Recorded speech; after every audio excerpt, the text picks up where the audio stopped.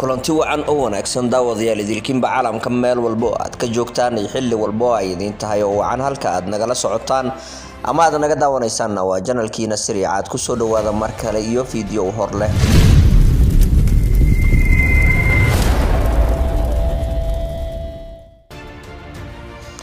waad ku mahadsantiin daawashadiina la joogina garab istaageena dhinac ka soo muuqashadiina iyo dhiirigelintiina intaba haddii aad fadlan channelka ku cusub tahay oo ay tahay maalinta kugu horeysay ama waqtiga kugu horeeyay aad nala kulanto subscribe saarkan baleelkana furo si aad mar walba u hesho muuqaaladii ugu dambeeyay aanu soo galino haddii aad horey nooga mid ahayna aad baad ugu mahadsan tahay daawashadaada videogan like garee si share garee lana wadaag asxaab badan si aan u gaarno yoolka channelka oo ah 100,000 si dhowna insha Allah aad baad noo mahadsantiin oo meel fiican ayaa channelka soo wada gaarsiiseen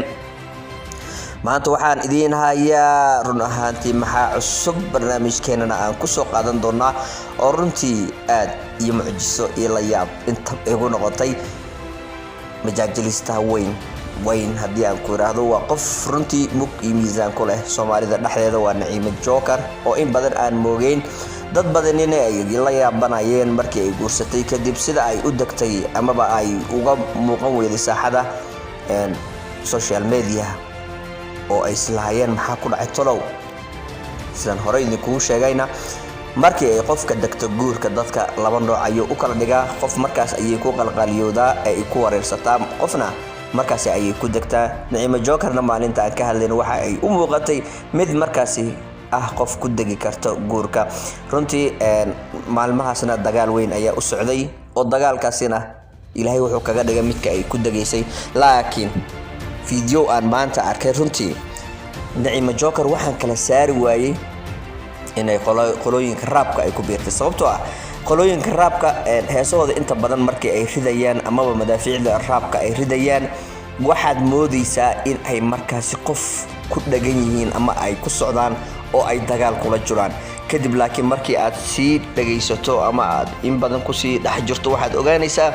in ay dagaalkani ay isaga jiraan laakiin waxa ay markaani ka soo dhex muuqanaysaa iyada iyo xaajigeeda oo maasha Allah noqday iyagoo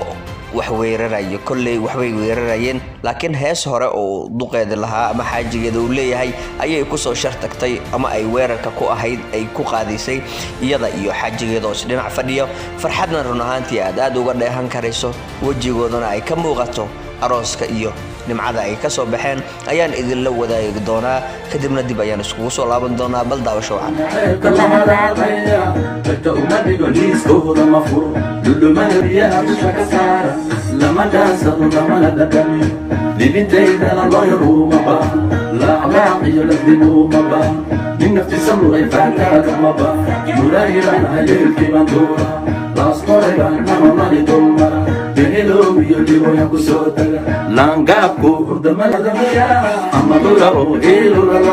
وكورا والله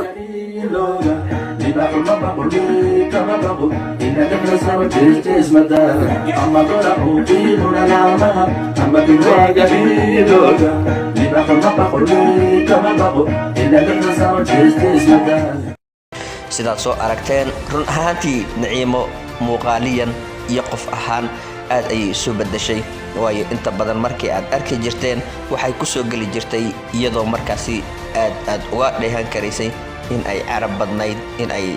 yani dagaal badnayd oo dagaalkeeda aad looga dheehan karay laakiin maanta degnaan badan ayaa ka muuqato walow sidaas ay tahayna ay weerarka ka sii muuqdo oo ay weerar wado Naciimo Joker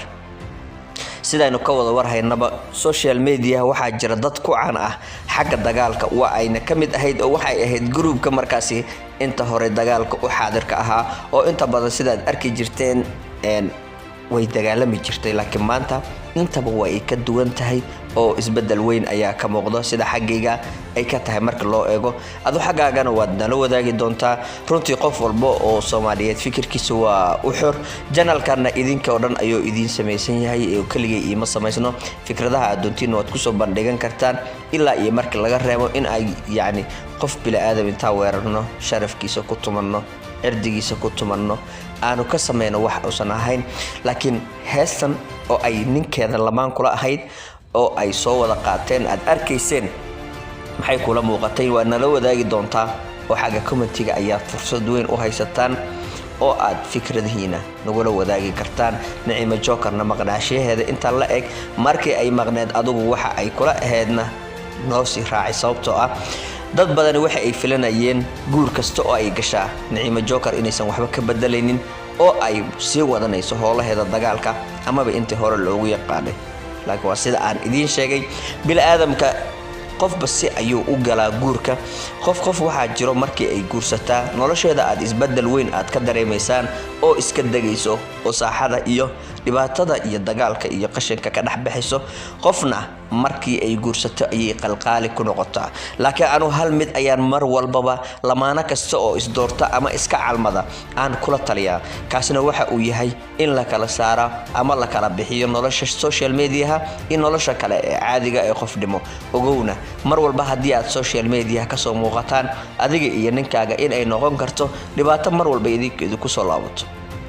inta badan dadka social media aad ugu isticmaali jiray xagga lamaanaha ayaa waxaad aragteen in ay noloshooda fashil iyo guul daro ku soo dhamaatay sabab jira awood. sababtoo ah haddii aad samaysaan ama aad jaceylkiina ka dhigtaan mid social media ku kooban waxaad heli doontaan natiijo social media iyadana ku kooban oo aad qaraarkeeda dandamin doontaan maalinta aad isqabataan. dad badan ayaan hore u aragnay oo social media intay jacayl ku soo bandhigeen wadiba mid xad dhaaf ah oo dadka qaar ay shaki ka galiyeen nolosha ay ku nool yihiin in ay tahay mid jacayl ah xambaarsanba markii dambana la arkay iyagoo social media isku haysto amaba isku caayinayo. waana arrinka inta badan Soomaalida aan uga digno oo aan niraahno waxaan iska daaya jacaylka aad isku qabtaanna uu ka baaxad weeyahay tan aad soo bandhigaysaan waxaad samaysaan inta gooni isula baxdaan markii aad kali tihiin waxaad isku muujisaan kalsooni aanan abid idinka dhamaan doonin dadkana ay aad ugu farxaan. runtii maanta Soomaalidu waxay aad ugu farxayaan markii ay arkaan jacaylkan xad dhaafka ah ee gurihiina dhexdiisa aad ku muujinaysaan. kan baraha bulshada dadka intooda badan waxa ay u arkaan mid aad istus ka wadaan ama aad